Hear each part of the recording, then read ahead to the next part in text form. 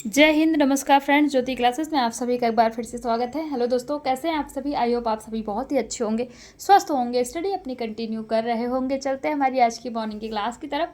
सभी को सुप्रभात, गुड मॉर्निंग। देखते हैं आज के दिन क्या है कुछ खास। तो फ्रेंड्स, आज हो गया हमारा 10 मई की हिस्ट्री हम देख लेते हैं। वैसे तो बहुत सारी घटनाएं आज के दिन घटी हैं, बट हम कुछ इंपॉर्टेंट पॉइंट्स को हमेशा की तरह कवर करेंगे। देखते हैं 2-3 पॉइंट आज के डे के बारे में। तो फ्रेंड्स, आज यानी कि 10 मई को 1857 में भारत का प्रथम स्वतंत्रता संग्राम मेरठ छावनी में शुरू हुआ था। कब हुआ था? 1857 10 मई को भारत का प्रथम स्वतंत्रता संग्राम मेरठ छावनी में शुरू हुआ। दूसरा हम देख लेते हैं 10 मई 1994 में नेल्सन मंडेला ने दक्षिण अफ्रीका के राष्ट्रपति पद की शपथ ली, जो देश के पहले अश्वेत राष्ट्रपति बने। तो ये 2 पॉइंट हमने देखे। और आज ही के दिन अर्गानिया दिवस भी मनाया जाता है। आज के डे को हम किस रूप में सेलिब्रेट करते हैं? तो फ्रेंड्स, आज के डे को यानी कि 10 मई को हर साल अर्गानिया दिवस के रूप में मनाया जाता है। अर्गानिया होता क्या है? अर्गानिया फ्रेंड्स एक तरह का पेड़ है और ये एक प्राचीन प्रजाति है जो मेरस्को में उगती है। कहाँ पे उगता है अर्गानिया का पेड़? मेरस्को में पाया जाता है और यह कई तरह से उपयोग में ली जाती है, जैसे कि अर्गानिया का तेल, फल और चारा के रूप में अर्गानिया का प्रयोग किया जाता है। और इस दिन को मनाने का उद्देश्य, तो फ्रेंड्स, इस दिन को मनाने का उद्देश्य है कि अर्गानिया के बारे में जानकारी देना और इसके उत्पादों के महत्व के बारे में जागरूकता बढ़ाना। तो ये तो हमने देखा कि आज के दिन क्या है कुछ खास। आई होप आपको पता लग गया होगा कि आज के दिन हम किस दिवस के रूप में आज के दिन को मनाते हैं। और जो भी हमने 2-3 पॉइंट्स हिस्ट्री के बारे में देखा। तो अब चलते हैं हमारी होम साइंस की क्लास की तरफ। जैसा कि आप सभी जानते हैं, इस चैनल के माध्यम से हम कर रहे हैं हमारी होम साइंस की सीरीज, जिसमें हम क्लास 6 to 12 की बुक को कवर कर रहे हैं, जो कि हमारी कंटिन्यू चल रही है। और अभी तक फ्रेंड्स हमने हमारा क्लास 6 to 9 कंप्लीट कर लिया है। हम आ गए हमारे क्लास 10th में। आई होप आपने हमारी सारी क्लासेस को देखी होगी। नहीं देखी है तो प्लीज़ प्ले लिस्ट में जाइए, वहाँ से जाके आप वीडियोज़ वॉच आउट करके अपने हर एक कॉन्सेप्ट को क्लियर कर सकते हैं, क्योंकि हमने हर एक टॉपिक को बहुत ही डिटेल में कवर किया। और इतने डिटेल में पढ़ने का फ्रेंड्स एक ही उद्देश्य है कि एक बार आप हमारी सीरीज़ को देखिए, समझिए, ताकि होम साइंस से रिलेटेड कोई भी डाउट आपके माइंड में ना रह जाए। चाहे आप किसी भी क्लास के लर्नर्स हो, किसी कॉम्पिटिटिव एग्जाम की प्रिपरेशन कर रहे हो, या फिर किसी भी फील्ड में होम साइंस अपना करियर देख रहे हैं, सभी के लिए सीरीज़ काफ़ी हेल्पफुल होने वाली है। तो प्लीज़ अगर चैनल पर नए आए हैं तो चैनल को सब्सक्राइब करके बेल आइकन प्रेस अवश्य कर लीजिए, ताकि जब भी वीडियोज़ अपलोड हो आपके पास नोटिफिकेशन पहुँचे। और हाँ फ्रेंड्स, इन वीडियोज़ को जो भी क्लासेस आप देखते हैं आपको समझ में आता है, आपको लगता है कि हाँ ये क्लासेस का कोई मीनिंग निकल रहा है, तो प्लीज़ इनको अपने दोस्तों के साथ भी शेयर किया करिए, ताकि वो भी हमारे साथ जुड़ के इस सीरीज़ का लाभ प्राप्त कर सके। तो ये तो हमने कुछ बातें कर ली आज के डे के बारे में और अपनी सीरीज़ के बारे में। अब स्टार्ट करते हैं आज की क्लास। तो आज की क्लास में हम करने वाले हैं कपड़ों की धुलाई एवं रख रखाव के बारे में हम पढ़ेंगे। जैसा कि आप जानते हैं कि हमने हमारा होम साइंस का तीसरे ब्रांच में हम ये पढ़ रहे हैं वस्त्र एवं सूत विज्ञान, जो हमारा ब्रांच है होम साइंस का, उसके अंतर्गत हम ये टॉपिक्स कवर कर रहे हैं। तो इसको स्टार्ट करने से पहले प्रीवियस क्लास में हमने क्या किया था एक बार फटाफट क्विक रिवीजन कर लेते हैं। फ्रेंड्स, प्रीवियस क्लास में हमने किया था कुछ क्वेश्चन आंसर्स की प्रैक्टिस, और वो क्वेश्चन आंसर्स किससे रिलेटेड थे? सिलाई किट था, हाथ और मशीन की सिलाई, जो हमने चैप्टर कंप्लीट किया था हमारे प्रीवियस क्लासेस के माध्यम से। तो उससे रिलेटेड हमने कुछ क्वेश्चन आंसर्स की प्रैक्टिस हमारी प्रीवियस क्लास में किया था। ये आप देखिए स्क्रीन पर, ये सारे ही क्वेश्चंस हमने हमारी प्रीवियस क्लास के माध्यम से सॉल्व किया था। आई होप आपने इस क्लास को देखा होगा। नहीं देखा है तो प्लीज़ प्ले लिस्ट में जाके इस क्लास को देख के अपने सारे ही कॉन्सेप्ट इस चैप्टर से रिलेटेड आप अपने ही सारे डाउट्स क्लियर कर सकते हैं। तो ये तो थी हमारी प्रीवियस क्लास। चलते हैं आज की क्लास की तरफ।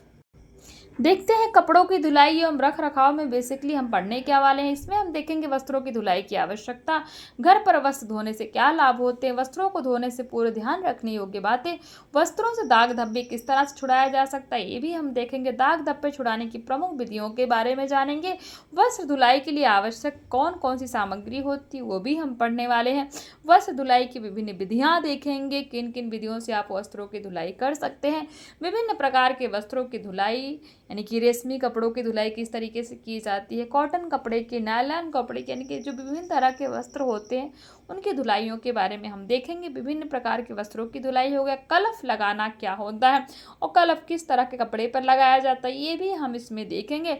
वस्त्रों पर प्रेस करना भी हम सीखेंगे। वस्त्रों की सुरक्षा एवं रख रखाव के बारे में भी हम इस चैप्टर के माध्यम से पढ़ेंगे। तो ये सारे ही टॉपिक हम पढ़ने वाले हैं। किसमें? हमारा जो वस्त्र एवं सूत विज्ञान जो हमारा ब्रांच चल रहा है उसके अंतर्गत हम पढ़ेंगे। आई होप आपको एक बार पता चल गया होगा कि आप इस पूरे चैप्टर में आखिर पढ़ने क्या क्या वाले हैं। तो स्टार्ट करते हैं। वस्त्र व्यक्ति की मूलभूत आवश्यकताओं में से एक है, हम सभी को पता है, जिसे प्रत्येक सामाजिक व्यक्ति के लिए धारण करना आवश्यक है। साथ ही वस्त्र व्यक्ति के व्यक्तित्व को प्रभावशाली बनाते हैं। वस्त्रों को सुंदर व आकर्षक बनाए रखने के लिए तथा उनकी सुरक्षा व स्वच्छता हेतु धुलाई व रखरखाव आवश्यक है। सामान्यतः वस्त्रों की धुलाई व रखरखाव का कार्य स्त्रियों द्वारा ही किया जाता है, अतः प्रत्येक गृहिणी के लिए धुलाई व वस्त्रों के रखरखाव की कला से परिचित होना अत्यंत आवश्यक है। ये तो हमने देख लिया कि वस्त्रों की रखरखाव एवं धुलाई करना क्यों आवश्यक है और कैसे करना है। अब देख लेते हैं वस्त्रों की धुलाई की आवश्यकता क्यों पड़ती है। नंबर 1 है वस्त्रों की सफाई। वस्त्रों का उपयोग प्रतिदिन किया जाता है जिससे वे दूषित वातावरण के संपर्क में आने तथा शरीर के पसीने आदि के कारण गंदे हो जाते हैं। गंदे वस्त्रों को धारण करना शारीरिक व स्वास्थ्य की दृष्टि से उचित नहीं होता, अतः वस्त्रों को स्वच्छ रखना आवश्यक है, जिसके लिए नियमित रूप से वस्त्रों की धुलाई की जानी चाहिए। दूसरा पॉइंट है वस्त्रों की सुंदरता। वस्त्रों की सुंदरता के लिए भी धुलाई आवश्यक है। कैसे? वस्त्र प्रत्येक व्यक्ति के शारीरिक सौंदर्य में वृद्धि करते हैं, अतः मूल्यवान वस्त्र भी यदि साफ सुथरे ना हो तो उन्हें आकर्षक एवं सुंदर नहीं कहा जा सकता। इस प्रकार वस्त्रों की सुंदरता बनाए रखने के लिए उनकी नियमित रूप से धुलाई आवश्यक है। नंबर 3 है दुर्गंध से मुक्ति, यानी कि वस्त्रों की धुलाई आवश्यकता क्यों पड़ती है कि जो वस्त्र में जो दुर्गंध आने लगती है उनको खत्म करने के लिए देखते हैं दुर्गंध से मुक्ति। लंबे समय तक वस्त्रों का उपयोग करने से उनमें दुर्गंध आने लगती है, जिसका प्रमुख कारण पसीना, धूल मिट्टी के कण होते हैं। वस्त्रों से दुर्गंध दूर करने के लिए उनकी धुलाई की जानी आवश्यक होती। नंबर 4 में है व्यक्तिगत स्वास्थ्य। गंदे वस्त्रों में विभिन्न रोगों के जीवाणु हो सकते हैं, जिसके संक्रामक बीमारियां फैलने की भी संभावना बनी होती है। ऐसे गंदे वस्त्रों को धारण करने से त्वचा संबंधी रोग भी हो सकते हैं, जिससे व्यक्तिगत स्वास्थ्य को हानि पहुंचती है, अतः शारीरिक स्वास्थ्य के लिए वस्त्रों की सफाई अत्यंत आवश्यक है। नंबर 5 व्यक्तित्व निर्माण के लिए प्रत्येक व्यक्ति के व्यक्तित्व पर उसके वस्त्र धारण करने के तरीके एवं उनकी साफ सफाई का प्रभाव पड़ता है। गंदे वस्त्र धारण करना अशोभनीय माना जाता है और इसका व्यक्ति के व्यक्तित्व पर नकारात्मक प्रभाव पड़ता है, अतः वस्त्रों की नियमित रूप से साफ सफाई क्या है आवश्यक हो जाती है। नंबर 6 देख लेते हैं फटाफट से। वस्त्रों की सुरक्षा। गंदे कपड़े शीघ्र गल जाते हैं तथा उन पर नमी का प्रभाव अधिक होता है, जिस कारण उन पर फफूंदी एवं कीड़े लग जाते हैं, अतः ऐसे गंदे वस्त्र अधिक समय तक सुरक्षित नहीं रह पाते हैं। वस्त्रों की सुरक्षा को ध्यान में रखते हुए इन्हें नियमित रूप से साफ करना चाहिए। नंबर 7 है धन की बचत। वस्त्र निर्माण या वस्त्र खरीदने में पर्याप्त धन व्यय किया जाता है। गंदे एवं मैले वस्त्र शीघ्र फट जाते हैं, जिस कारण नए वस्त्र खरीदने में अतिरिक्त धन व्यय करना पड़ता है। इसके विपरीत यदि वस्त्रों की नियमित रूप से सफाई की जाए तो वस्त्र जल्दी नष्ट नहीं होते, यानी कि खराब नहीं होते हैं, अतः वस्त्रों को अधिक समय तक चलाने एवं धन की बचत के लिए वस्त्रों को नियमित रूप से साफ किया जाना आवश्यक हो जाता है। तो ये तो हमने कुछ पॉइंट्स देखे किसके बारे में, वस्त्रों की धुलाई की आवश्यकता क्यों पड़ती है। तो क्यों पड़ती है, पहला देखा हमने वस्त्रों की सफाई के लिए, दूसरा हमने देखा वस्त्रों की सुंदरता, तीसरा पॉइंट हमने कवर किया दुर्गंध से मुक्ति के लिए हम वस्त्र की धुलाई करते हैं, व्यक्तिगत स्वास्थ्य के लिए भी वस्त्र की धुलाई की जाती है, व्यक्तित्व निर्माण के लिए भी वस्त्र की धुलाई होती है, वस्त्रों की सुरक्षा के लिए भी हम वस्त्र धोते हैं और धन की बचत के लिए भी हम वस्त्र की धुलाई करते हैं। तो ये जितने भी हमने पॉइंट्स पढ़े आई होप आपको ये क्लियर हो गए होंगे। अब देखते हैं जो हमारा नेक्स्ट पॉइंट है, घर पर वस्त्र धोने से क्या क्या लाभ है उनके बारे में हम देख लेते हैं। नंबर 1 है घर पर वस्त्र धोने से समय व धन दोनों की बचत होती है। धोबी अथवा लॉन्ड्री से धुलवाने पर अधिक धन तथा समय लगता है। नंबर 2 घर पर वस्त्र धोने से वस्त्रों का टिकाऊपन बना रहता है। यदि वस्त्र धोबी से धुलवाए जाए तो कभी कभी धोबी श्रम व समय की बचत के लिए तथा वस्त्रों को अधिक साफ करने हेतु वस्त्रों वस्त्रों पर रासायनिक पदार्थ लगाते हैं जिससे वस्त्र शीघ्र खराब हो जाते हैं। नंबर 3, धोबियों द्वारा रंगीन कपड़ों को अलग से नहीं धोया जाता है जिससे वस्त्रों का रंग परिवर्तित हो जाता है। इसलिए रंगीन कपड़ों को घर पर सावधानी पूर्वक धोना चाहिए जिससे कपड़ों का रंग खराब ना हो। नंबर 4, धोबी वस्त्रों को लापरवाही से धोते हैं अतः अनावश्यक रूप से पटकते हैं जिससे वस्त्र अधिक समय तक नहीं चल पाते हैं। अतः घर पर वस्त्र सावधानी पूर्वक धुलने से लंबे समय तक चलते। नंबर 5, सामान्यतः धोबी आवश्यकता अनुसार समय पर कपड़े धोकर नहीं लाते जिससे परिवार की अनेक बार समस्या का सामना करना पड़ता है। अतः घर पर आवश्यकता अनुसार वस्त्रों को धोकर प्रयोग में लाया जा सकता है। नंबर 6 पॉइंट कहता है घर पर वस्त्र वॉशिंग एरिया में धोए जाते हैं जिससे पर्यावरण सुरक्षित रहता है। वॉशिंग एरिया मतलब जहाँ पे कपड़े धोने की जगह बनी रहती है। धोबी द्वारा वस्त्र नदियों और तालाबों में धोए जाते हैं जिनका पानी गंदा व रोगाणु युक्त भी हो सकता है।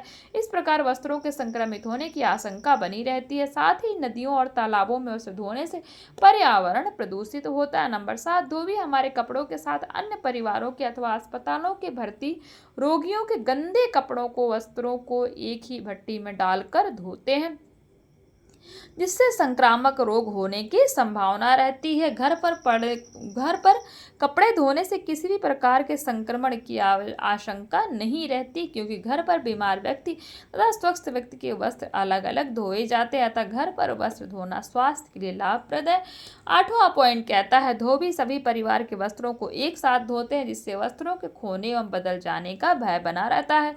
अतः घर पर वस्त्र धोने से उनके खोने अथवा अदला बदली की समस्या से बचा जा सकता है। तो ये तो हमने पूरे जो 8 पॉइंट देखे किसके बारे में देखे, घर पर वस्त्र धोने से क्या क्या लाभ है उनके बारे में हमने ये पॉइंट्स कवर किए। नेक्स्ट हम जो पॉइंट देखते हैं वस्त्रों को धोने से पूर्व ध्यान रखने योग्य कुछ बातों के बारे में हम देखते हैं। तो नंबर 1, कपड़े धोने से पहले पैंट शर्ट आदि की जेबों को जांच कर लेनी चाहिए। नंबर 2, कपड़े धोने से पूर्व फटे कपड़ों की मरम्मत कर देनी चाहिए अन्यथा धोते समय वे और अधिक फट जाते हैं। नंबर 3 है वस्त्रों पर एक दाग धब्बे लगे हो तो उन्हें धोने से पूर्व उन पर लगे दाग धब्बों को साफ कर देना चाहिए। नंबर 4, धुलाई में काम आने वाली सामग्री जैसे साबुन, नील कलफ, बाल्टी, पटरा आदि पास रख लेने चाहिए ताकि बार बार उठना न पड़े। नंबर 5, धोने वाले वस्त्र में 100 बटन या कोई पिन अथवा जंग लगने वाली वस्तु लगी हो तो उसे निकाल देना चाहिए अन्यथा धोते समय गृहिणी को हानि पहुंच सकती है और कपड़े में जंग का निशान भी लग सकता है।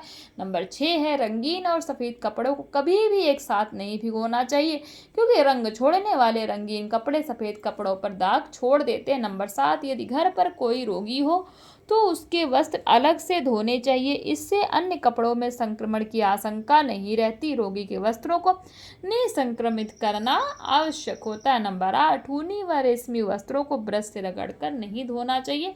नंबर 9, ऊनी रेशमी और रंगीन कपड़ों को धूप में नहीं सुखाना चाहिए अन्यथा उनके रंग व सज्जा पर प्रतिकूल प्रभाव पड़ सकता है अतः इस प्रकार के वस्त्रों को छाया में ही सुखाना चाहिए। नंबर 10, कलफ का उपयोग केवल सूती व हल्के वस्त्रों में किया जाना चाहिए यदि आवश्यक हो तो रेशमी वस्त्रों में गोंद का कलफ लगाया जा सकता है। और नंबर 11 है सूती कपड़ों को लटका कर सुखाना चाहिए जबकि ऊनी व रेशमी वस्त्र लटका कर नहीं सुखाने चाहिए क्योंकि ऐसा करने से लंबाई में वो खिंच जाते हैं। तो ये तो हमने जो पॉइंट देखे किसके अंतर्गत हमने कवर किए, वस्त्रों को धोने से पूर्व कौन कौन सी बातों का हमें ध्यान रखना चाहिए उसके अंतर्गत हमने कुछ पॉइंट्स कवर किए। तो ये देखिए कुछ क्वेश्चन है। क्वेश्चन 1 कहता है वस्त्रों से दुर्गंध किस प्रकार दूर की जा सकती है, आप सभी को पता है। क्वेश्चन 2 कहता है वस्त्र में कीड़े व फफूंदी किस कारण लग जाते हैं। क्वेश्चन 3 कहता है रंगीन व सफ़ेद कपड़ों को एक साथ क्यों नहीं भिगोना चाहिए। तो ये जो 2-3 क्वेश्चन है आई होप आपने इनका स्क्रीनशॉट ले लिया होगा और ये क्वेश्चन आपसे बहुत ही ईजिली सॉल्व हो जाएंगे। मैं आपसे बार बार कहती हूँ क्वेश्चन सॉल्व करके प्लीज़ कमेंट करके बताया करिए कि जो आप वीडियो देखते हैं देन आप क्वेश्चन सॉल्व करते हैं तो आपसे क्वेश्चन सॉल्व होते भी हैं या नहीं होते। प्लीज़ फ्रेंड्स बहुत ही इंपॉर्टेंट है क्वेश्चन को सॉल्व कर पाना। अगर आप क्वेश्चन सॉल्व कर पा रहे हैं तो इसका मतलब जो वीडियो आप देख रहे हैं वो आपको समझ में आ रहा है अन्यथा जो भी आप पढ़ाई कर रहे हैं हमारे साथ वो आपको समझ में नहीं आ रहा है। तो आप अपना एनालिसिस खुद कर सकते हैं और कमेंट करके मुझे भी बता सकते हैं कि मुझे और क्या सुधार की आवश्यकता है। मैं आपके हिसाब से और भी अच्छे से समझाने की कोशिश करूंगी अगर आपको चीज़ें समझ में नहीं आती हैं तो। अब देखिए, वस्त्रों से दाग धब्बे छुड़ाना। वस्त्रों की सफाई में सबसे आवश्यक उनसे दाग धब्बे छुड़ाना है। कुछ वस्त्र ऐसे होते हैं जिन पर किसी भी किस्म का दाग या धब्बा लग जाए तो वह साधारण धुलाई से नहीं निकलता। दाग धब्बे छुड़ाने संबंधी कुछ विशेष बातें देख लेते हैं।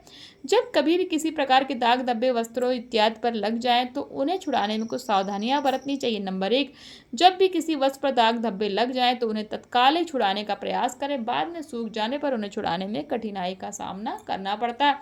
नंबर 2 है, दाग धब्बे छुड़ाने से पूर्व यह जानना चाहिए कि धब्बा किस पदार्थ से लगा, यानी कि किसका दाग लगा हुआ है, उसी के अनुसार धब्बा छुड़ाने की प्रक्रिया अपनानी चाहिए। नंबर 3, जब दाग धब्बे छुड़ाने के लिए रासायनिक विधि का प्रयोग किया जा रहा हो तो पहले हल्के घोल का प्रयोग करना चाहिए। नंबर 4, कपड़ों पर रासायनिक प्रतिकर्मक अधिक समय तक लगे नहीं रहने देना चाहिए। धब्बा छूटने के पश्चात शीघ्र ही साफ जल से धोना चाहिए, अन्यथा कपड़ों का रंग खराब हो सकता है। नंबर 5, प्रतिकर्मकों के प्रयोग से धब्बे के साथ कपड़ों का रंग भी खराब हो सकता है, अतः इनका प्रयोग सावधानी पूर्वक करना चाहिए। प्रतिकर्मों का मतलब जिससे जो है दाग छुड़ाया जाता है। नंबर 6, रासायनिक प्रतिकर्मों से निकलने वाली गैस या बनने वाली गैसें मनुष्य के स्वास्थ्य के लिए हानिकारक होती है, अतः इनका प्रयोग खुले स्थान पर बैठकर करना चाहिए। नंबर 7, रासायनिक पदार्थों के प्रयोग से कपड़ों का रंग फीका ना पड़े, इसके लिए कपड़ों के धब्बे छुड़ाकर उन्हें अमोनिया के हल्के घोल में डालना चाहिए।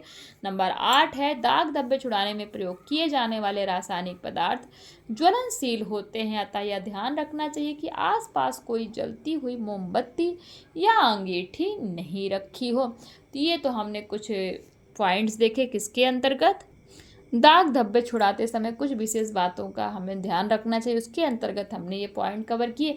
अब देख लीजिए, नेक्स्ट है दाग धब्बे छुड़ाने की प्रमुख विधियों के बारे में देखते हैं। नंबर 1, रासायनिक विधियां। तो वस्त्रों से दाग छुड़ाने की कुछ रासायनिक विधियां जो निम्न प्रकार। नंबर 1, घुलनशील पदार्थों की या घोलक विधि।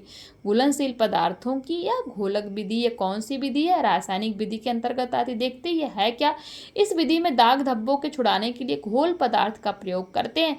इस विधि के उपयोग से पूर्व दाग लगे वस्त्रों को पहले किसी ब्रश से अच्छी तरह साफ करें, फिर किसी मेज या तौलिए या फिर सूखता कागज लेकर उसे बिछाकर उस पर वस्त्र के दाग वाले भाग को फैलाएं। किसी महीन कपड़े की पट्टी बनाकर उसे घुलनशील पदार्थ में भिगोकर दाग वाली जगह पर गोलाई में रगड़ें। घुलनशील पदार्थों में carbon tetra chloride, benzene, petrol, acetone, तारपीन तथा मिट्टी का तेल प्रमुख है। नंबर 2, विरंजक विधि। विरंजक विधि भी रासायनिक विधि के अंतर्गत आती है। यदि धब्बे आसानी से नहीं छूटते तो उन्हें छुड़ाने के लिए कुछ रासायनिक पदार्थ जैसे ऑक्जेलिक एसिड, सुहागा, जेवल वाटर, हाइड्रोजन पराक्साइड तथा पोटेशियम परमैंगनेट प्रमुख है। इन रासायनिकों का उपयोग बहुत ही सावधानी पूर्वक करें क्योंकि ये वस्त्रों पर हानिकारक प्रभाव भी डालते हैं। घरेलू विरंजक पदार्थों में नींबू का रस, इमली का पानी, धूप इत्यादि प्रमुख रूप से प्रयोग किए जाते हैं। रासायनिक पदार्थों से दाग छुड़ाने के पश्चात वस्त्रों को ठंडे जल से अवश्य साफ करना चाहिए।